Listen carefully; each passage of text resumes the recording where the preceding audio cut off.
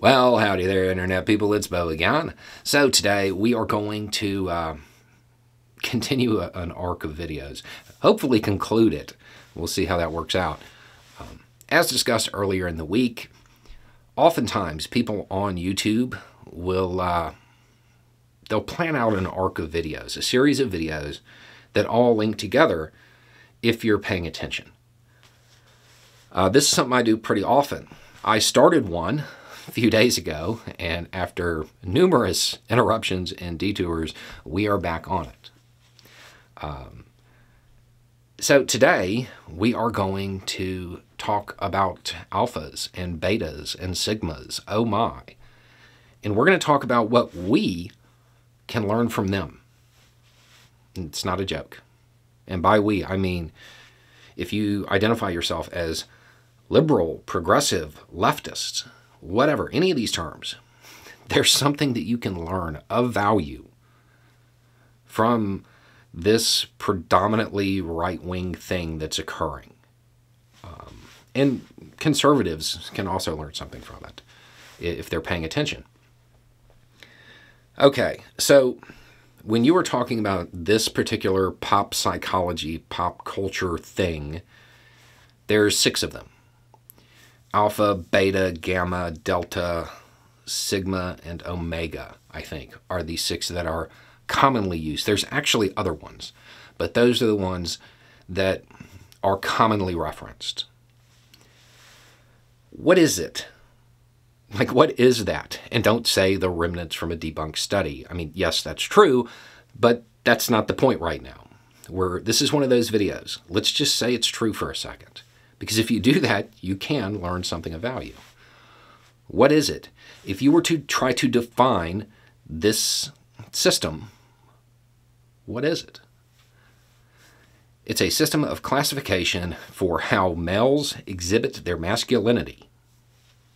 That would be a definition of it. Which is really cool. It's a separation of biology from gender, number one. Being masculine is a gender, right? And they have categorized that gender by the way people feel, by how masculine they are, how they present it to the world. And they've developed this whole system for kind of keeping track of it all. And it all exists separate from biology.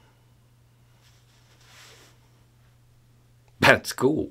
That's cool. And I'm sure there's some people who already see where this is going. And if you're going to send a message or complaint about it, please understand, I'm not going to read it unless you can explain to me the biological need for boys to have blue sheets and girls to have pink sheets when they're babies. There's not one. It's a social construct, just like all of this stuff. It's a social construct. And it identifies the way men express their gender. And it's on a spectrum. That is wild. That is wild. This is the language of the right. No, weird academic leftist came in and proposed this language.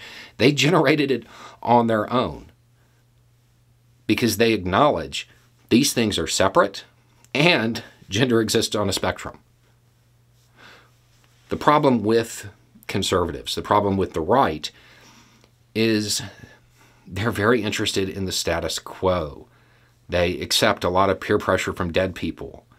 So they create an additional social construct, a line that says anything beyond this point, well, that's not real. All that stuff over there, that's fake. That's made up. It's not like the entire language that we created to express this phenomenon, that gender exists on a spectrum. That stuff over there, if it gets too close to being feminine, that's just not real. But you have to acknowledge that that line is also a social construct. It's not real. It's just something you made up. It goes to further something that I've believed for a long time. There are many occasions where conservatives are so eager to prove something wrong that they will go out of their way to create a whole new system of belief, a whole new language in this case, and end up confirming the thing they were trying to say wasn't true. That's how this started. This started with the idea that men weren't men anymore. They were getting too feminine. And you created a system by which to classify men's genders. It's wild. Wild. You can take this a lot further if you want to. If you want to follow this train, you end up realizing that many of the people who strive to be on one end or the other, or to strive to fit into a particular classification, they have to learn how to do it, because that's not really who they are. That really isn't how they want to present to the world.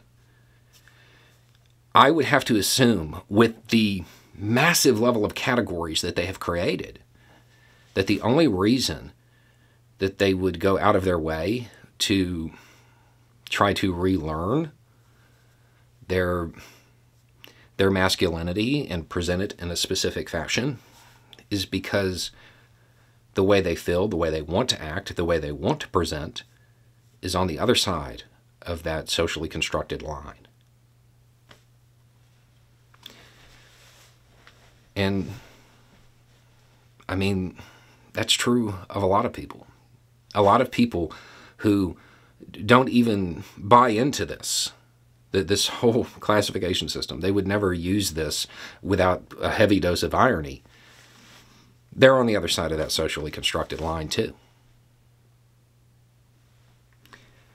If you are a person who has ever used these terms with any degree of sincerity, please just understand, you have acknowledged that gender exists on a spectrum. You have acknowledged that gender exists separate from biology. And you should acknowledge that you never get to make a comment about there being too many genders, or you don't get all of these pronouns or anything like that ever again. You created an entire language to classify things in a way that was meant to debunk this idea. And in the process, you confirmed it. Just stop worrying about what a good man is and be one. Stop worrying about what a good person is and be one. More importantly, for the rest of the world, stop worrying about how other people choose to be the best person they can be. Anyway, it's just a thought. Y'all have a good day.